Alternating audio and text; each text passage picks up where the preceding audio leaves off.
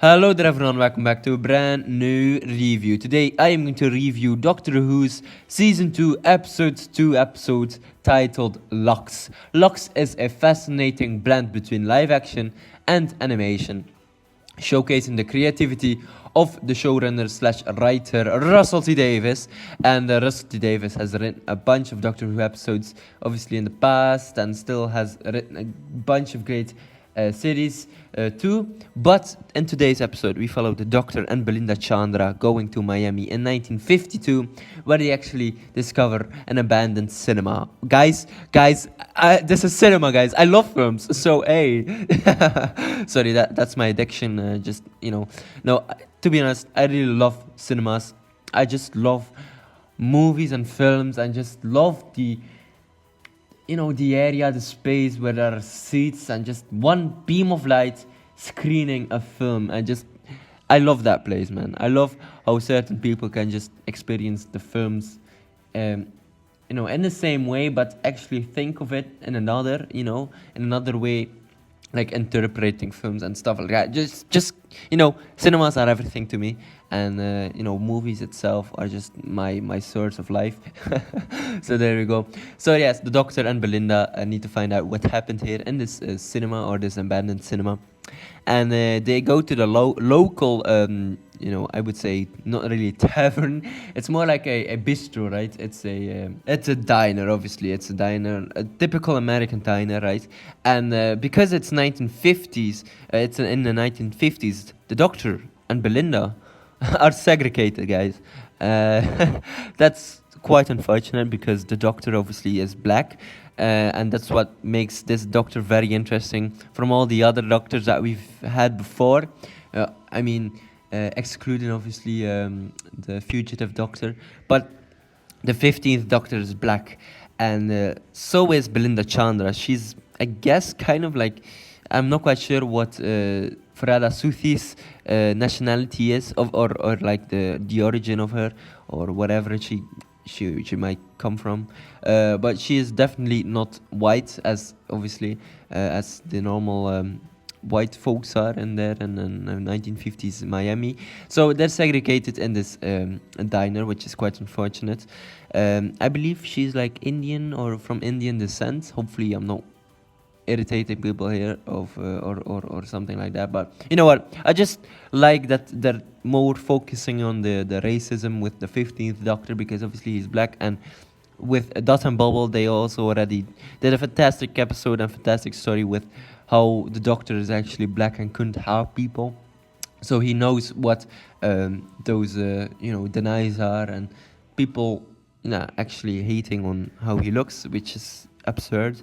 But anyway, the Doctor and Belinda ask the diner, or one of the co-workers that works there, asking for what happened, and the what's, where, and when, and how many people died. 15 people died, by the way, in that local cinema. And a mother of one certain boy there was actually also in the diner when they were sitting there, and she tells them about what happened there. Something, took them, and they vanished. So the Doctor and Belinda need to find out what happened. Obviously, they go inside the cinema and find out that a person is still taping the films, with the reels, is still making sure that the films are still being showed to an audience of exactly 0 people, which is quite weird, obviously. So yeah, Ncuti Gatwa as the Doctor and Belinda Chandra need to find out what happened, right? So a really funny thing is that they actually focus on the Scooby-Doo. I really like that little nod, because Scooby-Doo always solves mysteries with an abandoned area and an old person. Like literally any Scooby-Doo story ever is about an old person trying to take revenge on somebody else, and I really like that. But now today, this was not the case, because the recorder, or the person who actually was able to put those stills in motion, was Mr. Pie, and he was a nice little man. But the thing was, he lost his wife a couple of years prior to this event, and he still misses her. So there you go. That's obviously a motive for him to do something.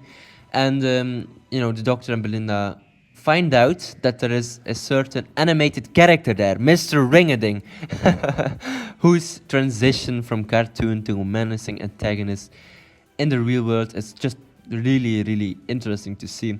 Obviously, Mr. Ringading was voiced by Alan Cumming, and man, Alan Cumming is the goat, man.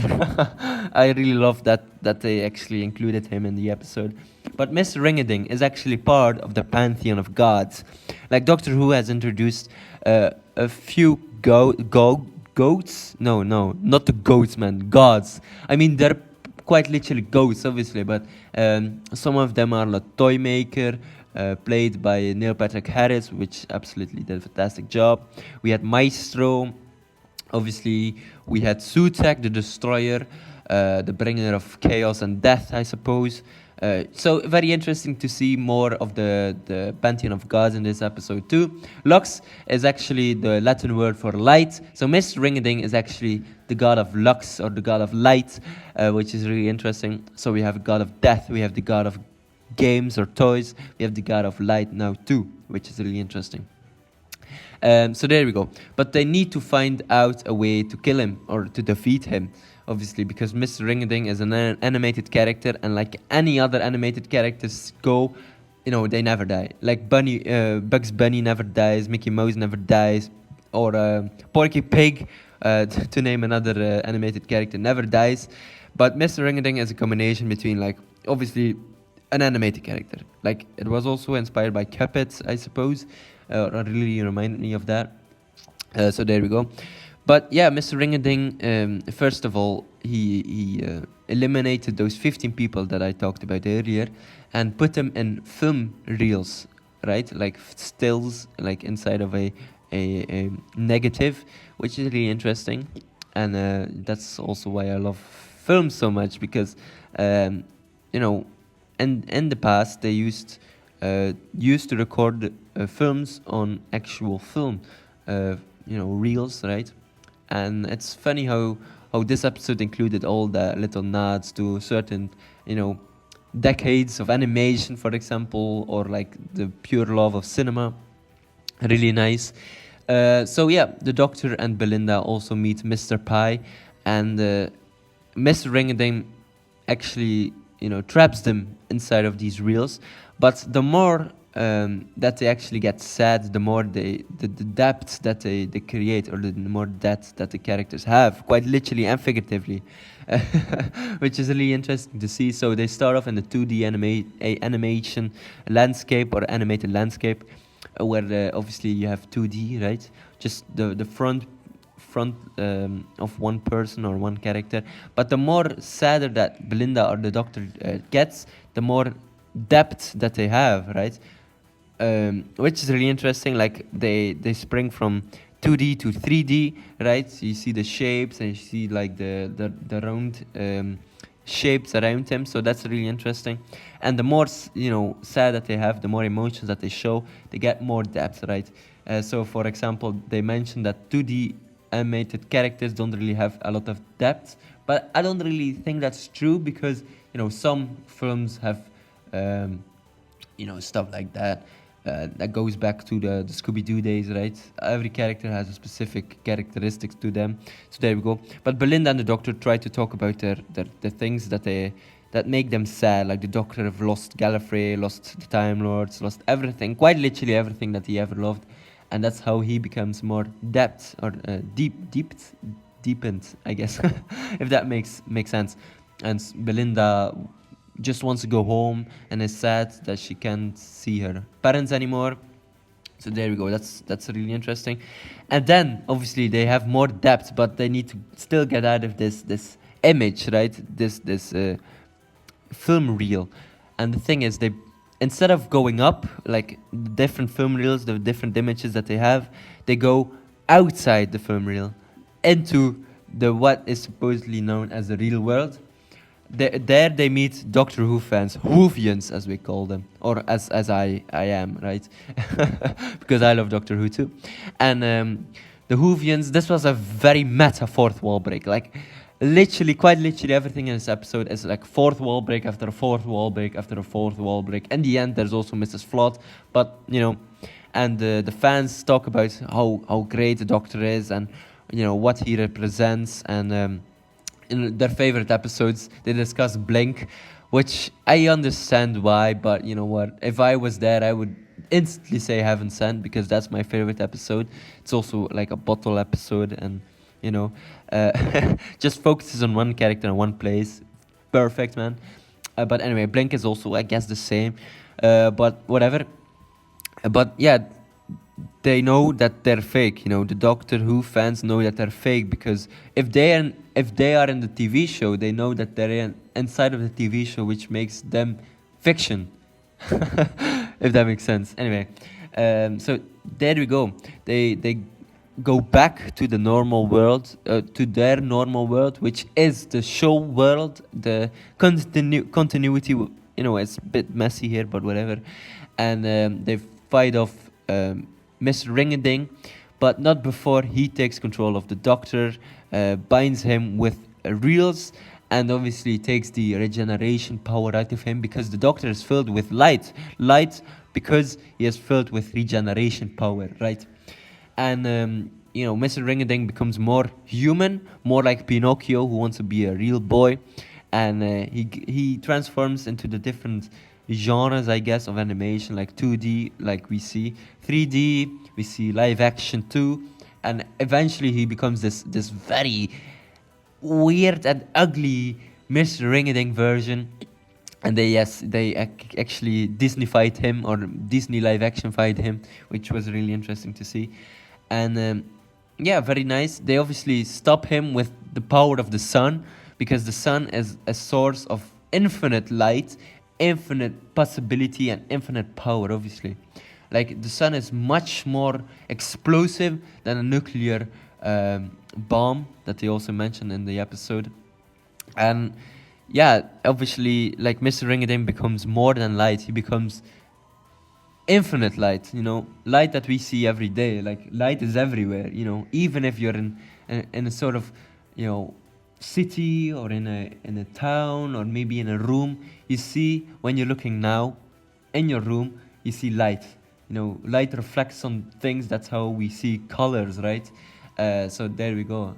Like, there's so much to talk about on this episode. Or dude, this episode is so meta, so fourth wall breaking, that you can possibly comprehend my excitement for this episode. Like, there's so much that I can discuss, so much that I want to talk about, but obviously I don't want to make this video like 10 hours long.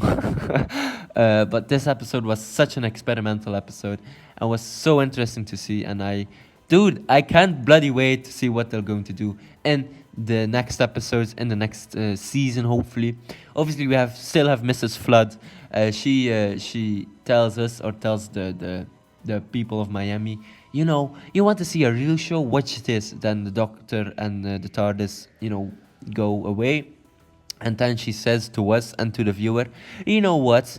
If you want to see a real show, you know what? On the 24th of May, the show is going to end. And the thing is, I found that very meta, because a lot of people are saying that Doctor Who is going to end after season 2. And I think, I'm not quite sure. I'm not going to make assumptions here, but I think that's a leak that got online, just like the Doctor Who fans in this episode said. It's a leak that got online, and people jumped that train and tried to understand it. But anyway, I'm not quite sure what to think of it, man. This episode made my brain go fucked, because there were so many nods and details and continuity breaks. Like, I'm not quite sure. I just need to wait and see for another episode next week, because I thought this episode was brilliant in every single way. Russell T Davies did an absolute fantastic job. And that's pretty much it. I just need to wait and see for what the future will bring us.